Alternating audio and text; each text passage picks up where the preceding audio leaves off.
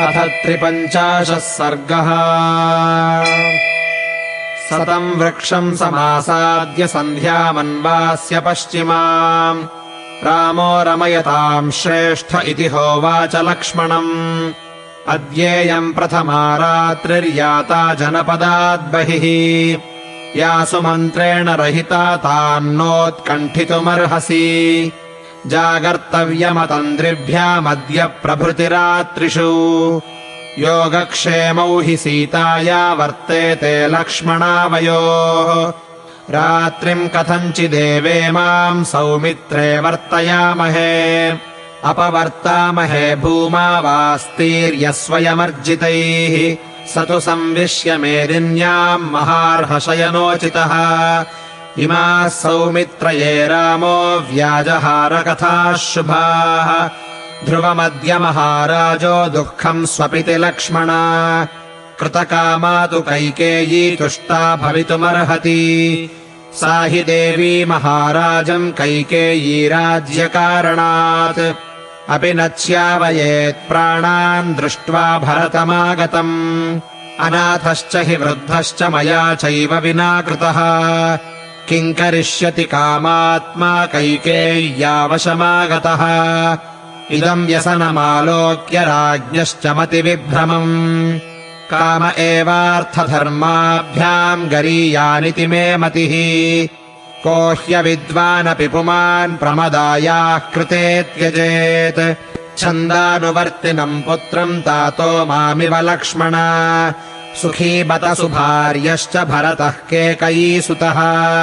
मुदितान् कोसलानेको यो भोक्ष्यत्यधिराजवत्। स हि राज्यस्य सर्वस्य सुखमेकम् भविष्यति। ताते तु वयसातीते मयि चारण्यमाश्रिते। अर्थधर्मौ परित्यज्य यः काममनुवर्तते।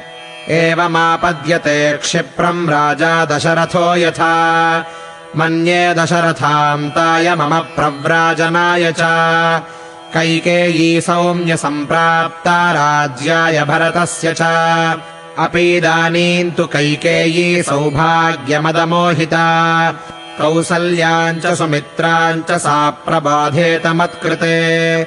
माता स्मत्कारणाद्देवी सुमित्रा दुःखमावसेत्। अयोध्यामित एव त्वम् काले प्रविश लक्ष्मण।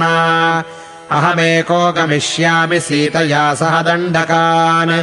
अनाथाया हि नाथस्त्वम् कौसल्याया भविष्यसि। क्षुद्रकर्मा हि कैकेयी द्वेषादन्यायमाचरेत्। परिदद्याद्धि धर्मज्ञकरम् ते मम मातरम्। नूनम् जात्यन्तरे तातस्त्रियः पुत्रैर्वियोजिताः। जनन्या मम सौमित्रे तदद्यैतदुपस्थितम्। मया हि चिरपुष्टेन दुःखसंवर्धितेन च। विप्रयुज्यत कौसल्या फलकालेऽधिगस्तु माम्। मा स्म सीमन्तिनी काचिज्जनयेत्पुत्रमीदृशम्। सौमित्रेयोऽहमम्बायादद्मिशोकमनन्तकम्। मन्ये प्रीतिविशिष्टा सा मत्तो लक्ष्मणसारिका। यत्तस्या श्रूयते वाक्यम् शुकपादमरेर्दश।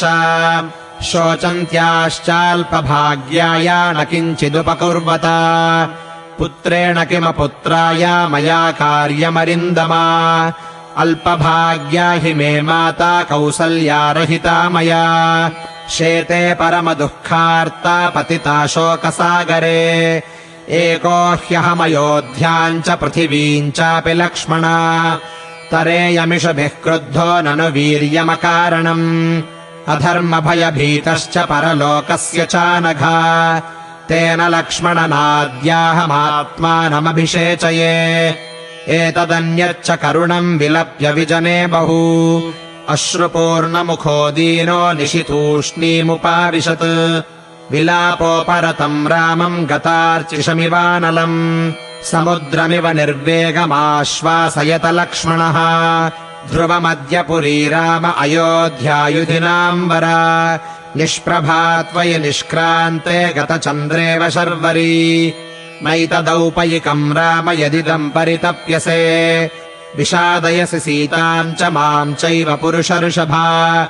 न च सीता त्वया हीना न चाहमपि राघव मुहूर्तमपि जीवावो जलान्मत्स्याविवोद्धृतौ न हि तातम् न शत्रुघ्नम् न सुमित्राम् परन्तप द्रष्टुमिच्छेयमद्याहम् स्वर्गम् चापि त्वया विना ततस्तत्र समासीनौ नातिदूरे निरीक्ष्यताम् न्यग्रोधे सुकृताम् शय्याम् भेजाते धर्मवत्सलौ स लक्ष्मणस्योत्तमपुष्कलम् वचो निशम्य चैवम् वनवासमादरात् समाः समस्ता विदधे परन्तपः प्रपद्य धर्मम् सुचिराय राघवः ततस्तु तस्मिन् विजने महाबलौ महावने राघववंशवर्धनौ न तौ भयम् सम्भ्रममभ्युपेयतुर्यथैव सिंहौ गिरिसानुगोचरौ।